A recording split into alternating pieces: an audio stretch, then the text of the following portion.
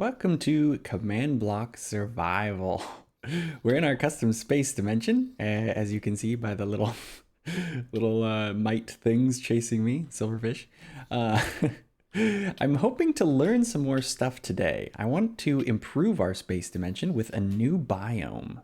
Because as you can see, our current one it's fairly plain. I mean, there's sculk and then there's endstone, and there's really just not very much going on with this surface here. So we're going to be looking into some things called surface rules to see if we can use them to our advantage.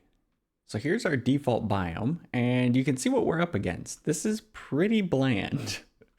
We're going to have to really work to make this interesting, and I do have an idea for what kind of style we can go for. You'll notice, if I press F3 here, I've named it Serenity Isles. And while most of space, this space dimension we're making, this sort of science fiction space dimension, is ruled by like the warden and sculk sensors and all these like baddies, and there's just infection. Oh goodness. But yeah, I mean, the warden could pop up here at any moment. It's very dangerous. And so as an antidote to that, I was like, what would the warden hate? What would be like totally opposite to him? And I was like, oh, a lot of noise, a lot of light. And I was like, what's noisy and bright? The complete opposite of the warden, that'd be allies. They like the noise of note blocks. They make sound constantly. Like if you use a sculk sensor, it'll track it. Like even if that note block wasn't playing, you can see I'm standing still and the sculk sensor is constantly going off. Because every wing flap that the allies do, it counts as noise, so it would distract wardens, and therefore it would be a very safe place for players to be, because the allies are always going to keep you safe from the wardens, and it'll be a really cheerful place, you know, very opposite of the rest of it. So we'll add in some, oh, that's too many. Oh dear. Oh my goodness. Why is it so many? Yeah, so we're adding in some allies. Oh no, they're lagging the game out. You can see them just going, well, this should help us visualize the new biome. Okay, so the main thing we're focusing on though is how are we going to modify the surface? Oh, okay, that might need to be solved then. That's lagging the blocks out too. What should we start with first? I feel like they would be near some kind of bright thing or pretty thing. Now, why? Okay, so I just used the surface rule, the one that I thought would be the simplest. Biome is, and I just said, you know, Serenity Isles, basically. Basically put frog lights in Serenity Isles. Except for it didn't. Well, it kind of did. So why did it put it in some places and not in other places? Yeah, we're still in the biome over here. Okay, we could maybe use this to our advantage if I could figure it out, because then we could have one block here and then another block here. The only thing that sets endstone is something that isn't even...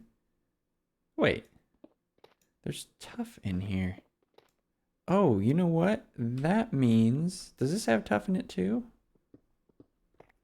It does. Okay, so all the endstone is not actually supposed to even be in here. That's actually for the asteroids biome. They have like layers of stuff, sort of like a geode.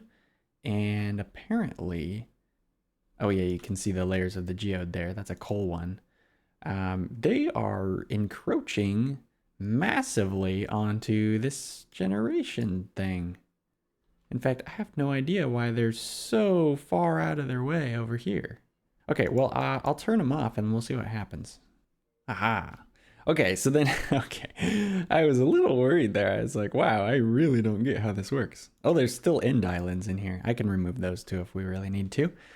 So this is the first placement surface rule thingy. So one of the things I want to check out is this one called above preliminary surface. This might give us access to just place blocks on the surface. Okay, this is where I start getting confused, probably. It doesn't look like it placed anything anywhere. All right, I'm trying out the hole condition now. Doesn't look like hole is working either. I don't get it. I'm trying a bunch of different surface rules and none of them are modifying the surface. I mean, that's the point of this episode, is to figure this stuff out, but I kind of expected like something to happen. I figured we'd have blocks in all kinds of random places, but they're just not even showing up. And to make it worse, there's an error, a big fat error, and it's constantly happening, and it's really annoying, and it's filling up my entire log. Basically, this error. It keeps saying this detected set block in a far chunk, and it's saying this over and over and over and over and over and over. There is, as of counting right now, 205,000 of these, and I've cleared a few of them. It keeps giving like different locations each time, so I want to just go over here and see if we can maybe fix this, and that way we can maybe actually see the errors from the surface rules. Why is it having an issue here? I wonder. Oh, come on. I want to see it. There it is, the bedrock. I wonder if it's trying to place stuff above the bedrock, because it actually places sort of a cloud of air around any sculk it senses. And if that cloud is extending above the bedrock layer, it could be glitching. Okay, I was fiddling around with it a little bit, and then I was like, wait a second. All of the errors are either at the top border or the bottom border. And it always checks for an air block before it starts filling it in with the orange glass, which represents the breathable air. And I was like, what? We could just use a surface rule. And that would actually maybe clear everything up. So based on what we've learned, or well, what I've learned, I'll share it with you here.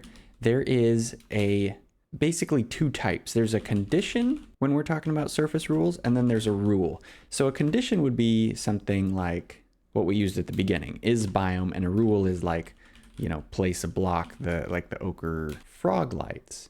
But we can do a Y value condition and basically just say, anything that is below a certain point or above a certain point, we'll change it and maybe solve the bug. So let me give that a shot.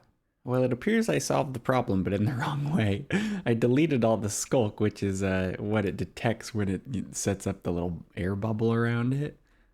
So the rule is working, but it's not making any distinction for, like, you know, don't place blocks where you already placed them.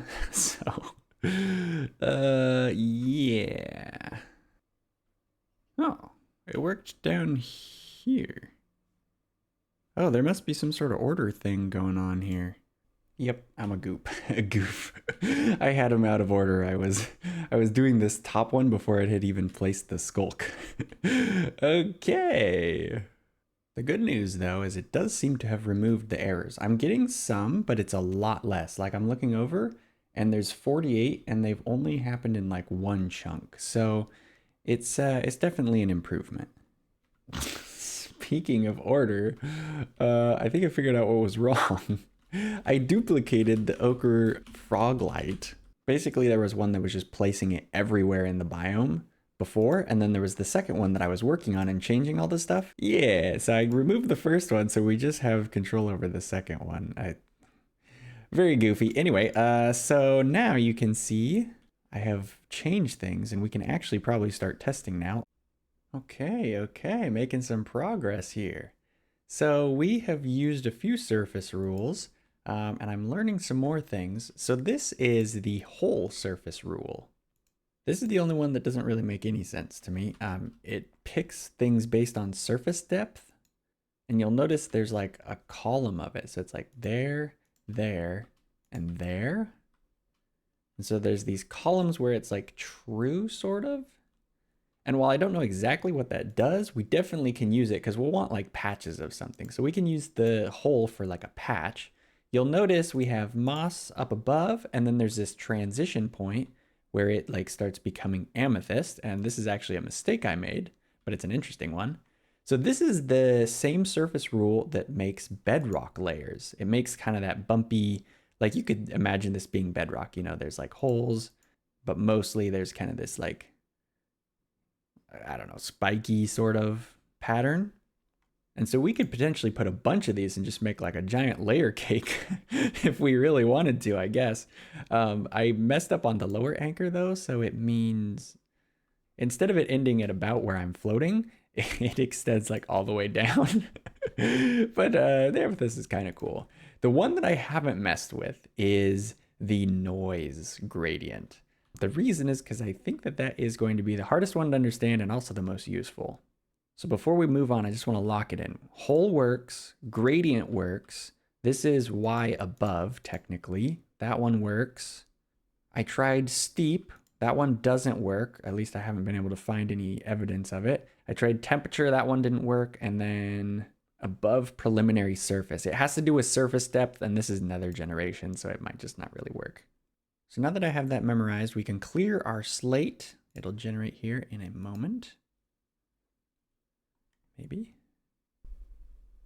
I've been waiting here a while, as you can see from the negative 560 blocks that I have fallen, in air quotes. That's because it hasn't loaded, and the only thing that's there now is noise threshold. Like, we had a ton of stuff before, and now there's just noise threshold, and that is legging things out really hardcore, apparently. Uh-oh. There's an error in the output log, and it's kind of a scary error because this is saving a lot longer than it should be, and it has me concerned. I hope we didn't just corrupt the world. I think maybe we can delete the dimension if we did, but big problem that can happen. I'll explain when we get back in.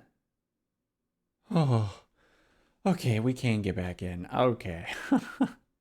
So in the noise thing, it wants you to specify a noise file, and I thought that this was like a random seed because there's other places where that happens. So I just put Serenity Isles just as an option.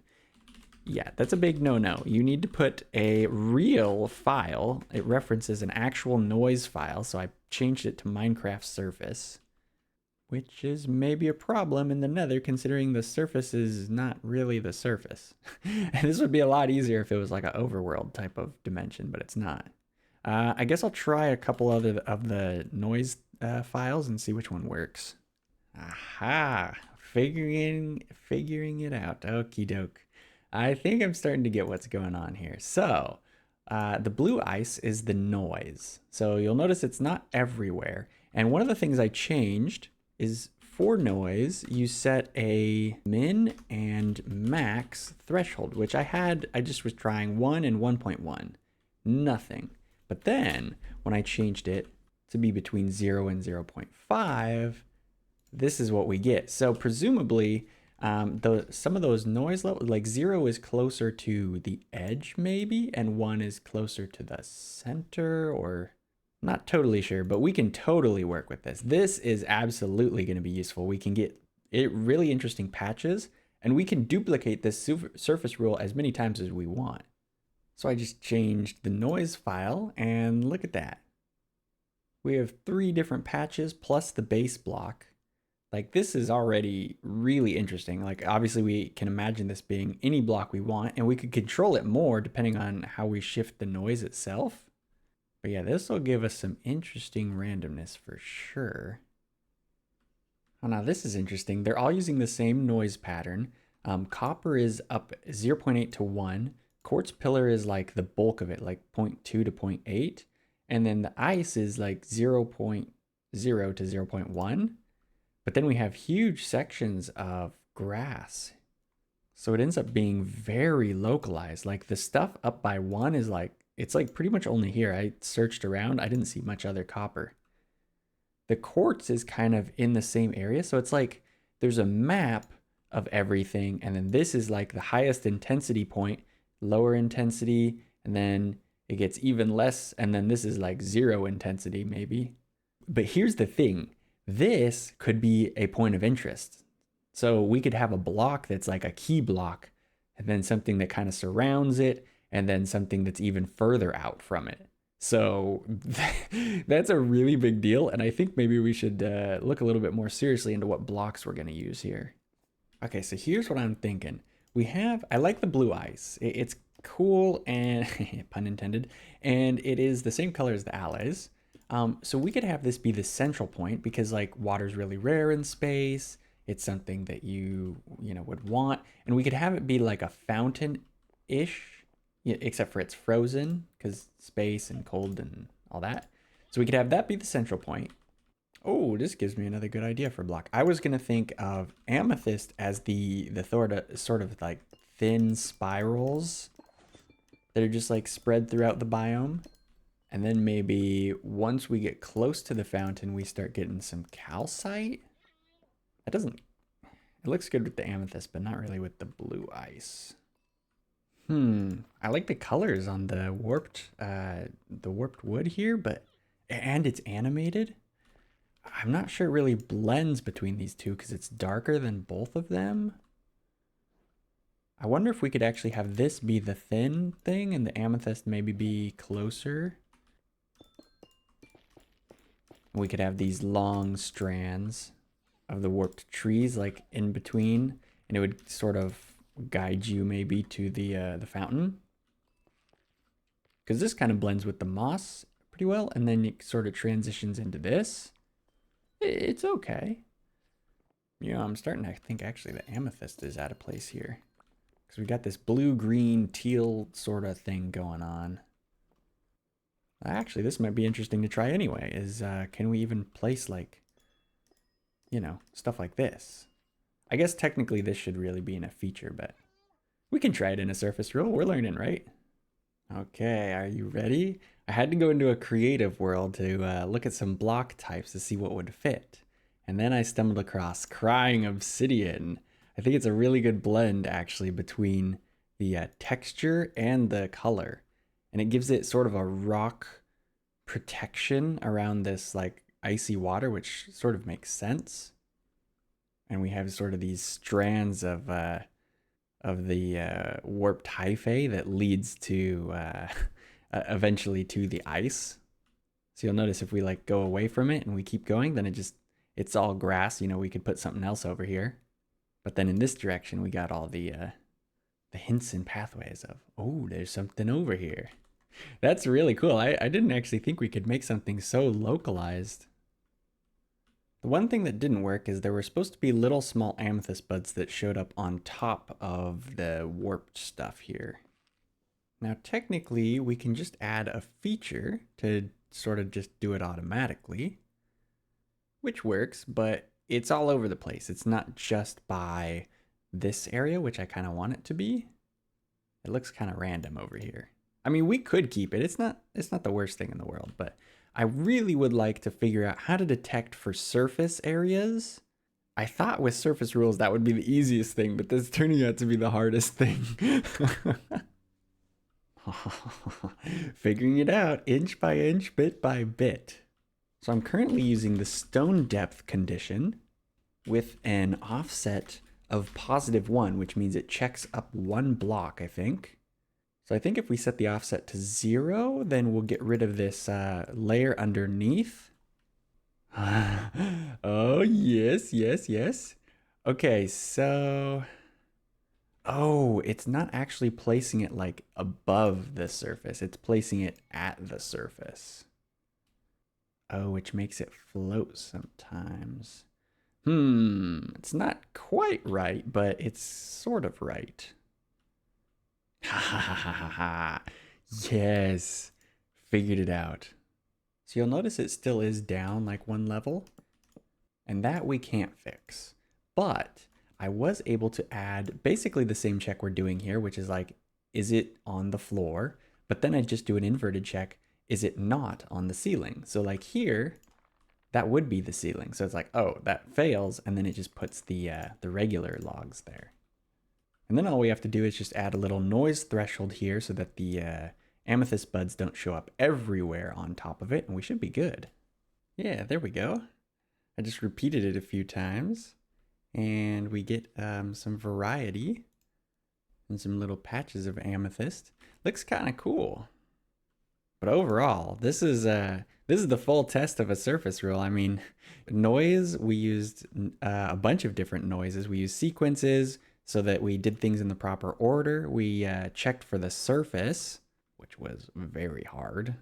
Not to mention that we used not to prevent it from getting placed in midair. And of course, we used the whole biome is surface rule. So that means the only surface rules that we didn't use is one that checks for water, which We're not really doing anything with water or lava in space. It's a little too cold. And then the vertical gradient, which I do want to add. And there's also some final touches I'd like to make to the biome as well. Okay, you ready? We're gonna load in. Oh yeah, look at this. Vegetation. That up there is the vertical gradient surface rule. Same thing used for bedrock. You can see there's like a sort of a layer in between. I put mossy cobblestone there, but there's still moss poking out, so like, you know, stuff can grow on it. That is the whole surface rule. So there's a column of amethyst blocks. So it's kind of a rare thing. It's not just everywhere.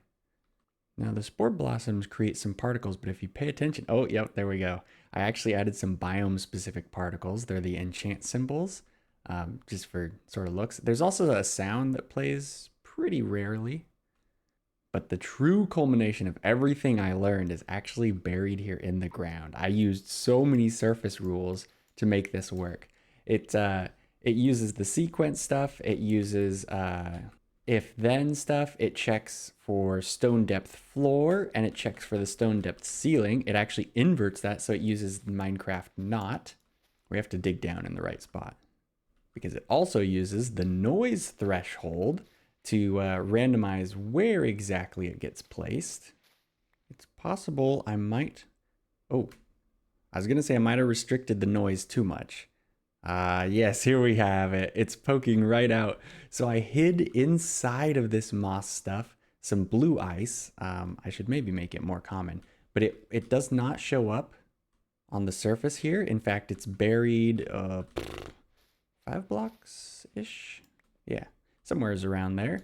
And it goes, and it has the same rules on the other side. That's the ceiling. So it's hidden inside. So we have this kind of stored ice, kind of like you would find in space, just frozen there, not really usable by plants technically, but you know, we're imagining here. It's science fiction-ish. But that way we can give a little bit of plausibility to the moss and all of the plants that are growing in here and making it look so nice and lush. And of course we can't forget our centerpiece thing that's that we can actually follow the little pathways for. Oh my word. Wow, surface rules are really cool. I actually I feel like we challenged ourselves enough here that I feel pretty confident. Oh, we can see the ice hidden in there too. I feel pretty confident about these surface rules. I feel like I've learned a lot and I know how to combine them pretty well, which really was my goal. So super happy with that. This is a cool biome to add to the space dimension here. Definitely like this biome. If you guys have suggestions, put them in the comments. Or do remember, not everything is possible, but sometimes good ideas inspire other good ideas. So that, I think, is going to be it from me. I hope you guys enjoyed all the surface rule stuff and biome stuff. It's a lot of fun. This is the kind of building I like, technical building, you know? So, yeah, that is going to be it from me. Hope you guys enjoyed, and I'll catch you in the next one. Later.